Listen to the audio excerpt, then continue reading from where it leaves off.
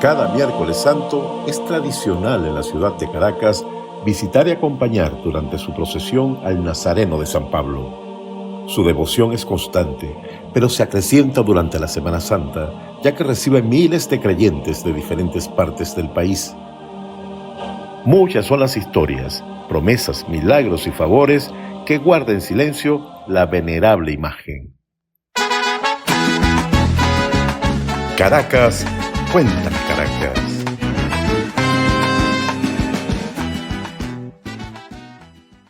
En su característico estilo periodístico, el recordado Oscar Llanes nos dejó esta pieza audiovisual en sus crónicas Así son las cosas.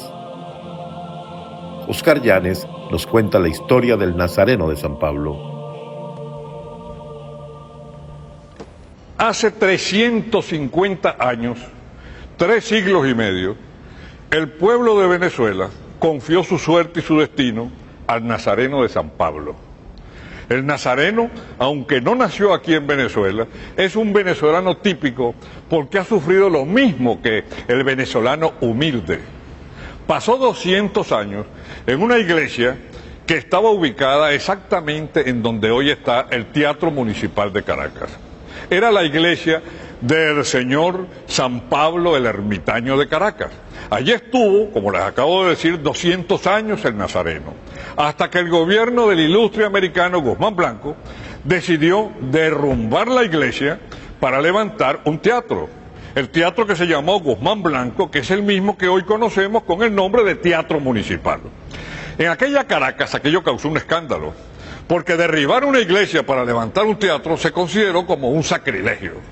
Guzmán Blanco, llamado también el autócrata civilizador, un hombre muy inteligente, dijo públicamente que no era sacrilegio derribar un templo para levantar una iglesia, por cuanto el arte escénico, el teatro y la tragedia siempre había sido un monopolio de la Iglesia Católica. Aquello no convenció.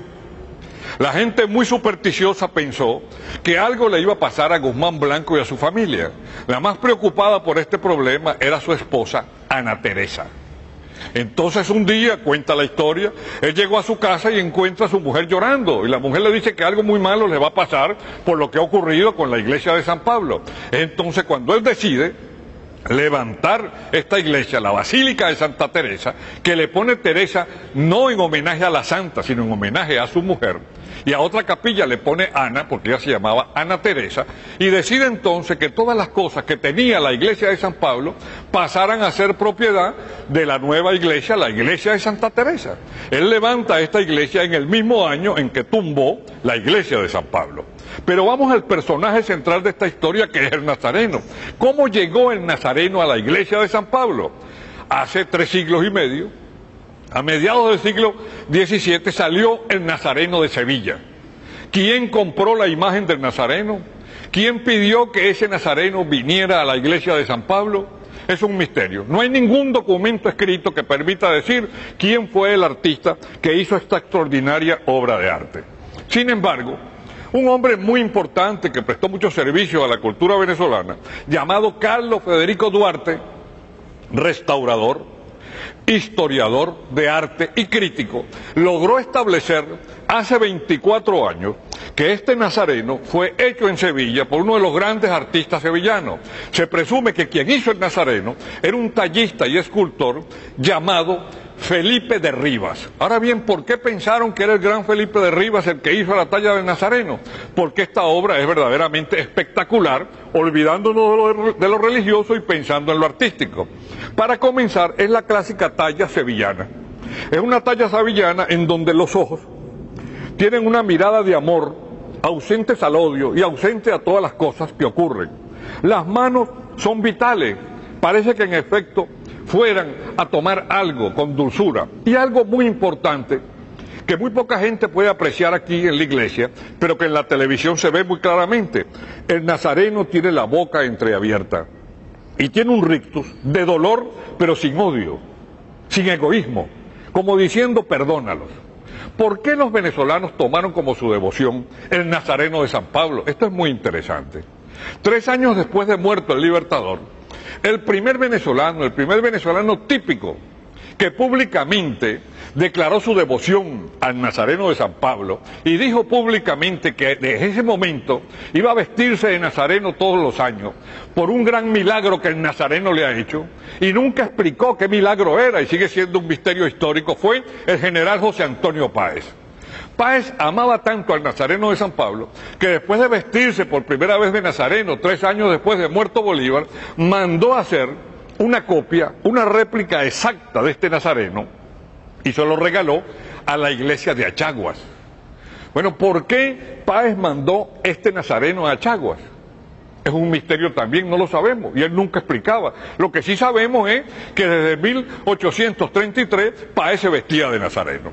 Por supuesto, siendo Páez el hombre fuerte del país, es de presumir, ¿verdad?, por el clásico guabineo y jaladera que hay en el país, que todos los políticos comenzaron a vestirse de Nazareno. Cuando Páez cayó en desgracia, ya los políticos dejaron de vestirse de Nazareno. Pero hay algo muy curioso con el Nazareno de San Pablo. En 1669 llega a La Guaira un barco en donde vienen más o menos 8 o 10 negros. El barco venía de África enfermos de algo que era terrible, que para aquella época no se tenía remedio ni cómo controlarlo. Era nada menos que la epidemia del vómito negro. Estos negros enfermos los bajaron a La Guaira. Claro, las condiciones sanitarias de la época no permitieron poner un cordón profiláctico y la gripe se extendió por todo el país, la epidemia se extendió por todo el país. Fue entonces cuando la iglesia sacó al Nazareno de San Pablo. Sacaron al Nazareno de San Pablo, dio una vuelta por la zona, porque recuerden que la iglesia de San Pablo quedaba allí mismo, en donde estaba el municipal, como yo les dije, y pasó por la esquina de Miracielo. En aquella esquina de Miracielo había un solar y una casa. El corral de esa casa tenía un limonero y las hojas, el árbol del limón y los limones daban hacia la calle, eran más altos que la tapia. Es entonces cuando al pasar el Nazareno se enredan los limones con la cruz y con la mano del Nazareno. Los limones caen, comienzan a rodar decenas y decenas de limones, la gente grita milagro, y es entonces cuando con agua de catuche, dice la tradición, agua limpia de catuche y los limones de Miracielo, se acabó el vómito negro. Ese fue el primer gran milagro que consagró al Nazareno. Viene entonces la leyenda. Como no se sabe quién hizo el Nazareno, se decía antes que el Nazareno lo había hecho un tallista llamado Juan Cristian Molinero, vecino de Carayaca y de origen canario. Y contaba la leyenda, y a uno se lo enseñaban desde pequeño en la escuela, que cuando él vio al Nazareno, él se arrodilló y dijo: Señor, ¿qué te falta? Y dicen que el Nazareno le contestó: ¿dónde me has visto que tan perfecto me has hecho? El tallista murió de la conmoción que le causó aquello, murió minutos u horas después, pero contó esta historia. Después se decía que había sido un tallista muy humilde de Petare, pero las investigaciones de Carlos Federico Duarte llegaron a la conclusión de que no fue hecho en Venezuela. Está hecho de pino de Flandes. Su cruz, que está hueca por dentro, es de madera, pero antes en la colonia le ponían a este Nazareno una cruz de cartón pintada de verde, porque temían, por supuesto, que con los pasos de la procesión se les dañara el hombro. Esta es la única imagen en Venezuela a la cual se le ha hecho una radiografía, no me he equivocado, una radiografía como la que le hacen a uno cuando está enfermo de los pulmones. Simplemente la radiografía se la hizo hace 24 años un famoso radiólogo llamado Paco Manche. ¿Por qué le hicieron la radiografía? Porque iban a restaurarlo por primera vez. Vino de Sevilla un gran escultor y restaurador llamado Manolo Díaz, quien sigue viniendo todos los años. Pudiéramos decir que ese es el médico de cabecera del Nazareno, porque una talla que tiene 350 años es obvio que tenga muchos peligros, el comején, la ermita, toda esa cantidad de cosas. La radiografía arrojó cosas muy curiosas. Arrojó, por ejemplo, algo muy interesante. En el pómulo derecho, el Nazareno tiene una huella de una perforación de un balazo. Es decir, que el Nazareno es tan venezolano que también ha sufrido las consecuencias de la violencia política en el país. Quizás algún día, en esas frecuentes azonadas donde la gente huía para esconderse en la iglesia, alguna turba disparó y una de las balas le dio en el pómulo derecho. Cuando le hacen la restauración y la radiografía encuentran que la cabeza estaba muy dañada, especialmente los cabellos. y entonces se los restauran. Y le encuentran serios daños en las manos y en los pies. Todo eso está restaurado. Pero lo importante, lo más importante con la restauración del Nazareno es que fue un problema de fe para todos los venezolanos, porque los regadores de bola, que no faltan nunca, comenzaron a decir que al Nazareno lo iban a retirar de la iglesia de Santa Teresa. Y se armó un verdadero escándalo. Fue necesario hacer toda una campaña de publicidad para asegurarle a la gente que el Nazareno volvería otra vez como está aquí. Hoy en día, pues, el Nazareno sigue siendo la primera devoción del país. Es bueno que se sepa que entre la madrugada, la noche del martes y la madrugada del miércoles santo, de acuerdo con el récord de asistencia que llevan los bomberos, más de 2,5 millones de personas visitan esta imagen. Ahora bien, ¿qué ven los venezolanos en esta imagen? Se ven ellos mismos, con todo respeto, porque este Nazareno fue un sin techo. Le quitaron su casa, le quitaron su hogar, le quitaron su capilla, le quitaron sus joyas. Tenía 7 túnicas y cuando tumbaron el templo quedó sin ninguna. Hoy en día tiene 2, una túnica de lujo, la que usa en la Semana Santa, y una túnica sencilla que la usa para siempre. Pero lo más importante es que el venezolano ve en el Nazareno, ve su representante, ve su fe y algo muy importante. La leyenda dice que en la medida en que pasan los sufrimientos del pueblo, el Nazareno se pone más oscuro. La leyenda dice que mientras se sufre más o la situación económica es más difícil, el Nazareno se inclina más.